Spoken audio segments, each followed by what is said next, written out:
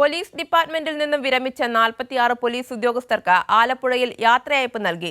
Kerala police office അസോസിയേഷന്റെ നേതൃത്വത്തിലാണ് യാത്രയയപ്പ് നടന്നത്. ആലപ്പുഴ ജില്ലാ പോലീസ് മേധാവിയാണ് യാത്രയയപ്പ് നൽകിയത്.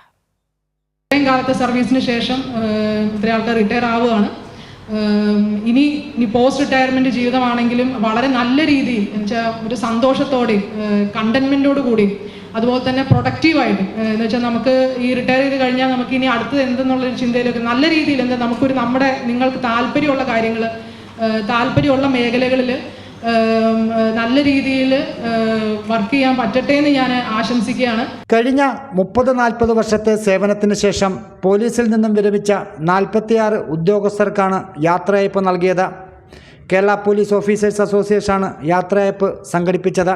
കുടുംബങ്ങൾക്കൊപ്പമാണ് പല ഉദ്യോഗസ്ഥരും യാത്രയയപ്പിനായി എത്തിയത്. ചിലർ കാക്കി യൂണിഫോമിലും മറ്റു ചിലർ സാധാരണ വസ്ത്രധാരണത്തിലുമാണ് എത്തിയത്.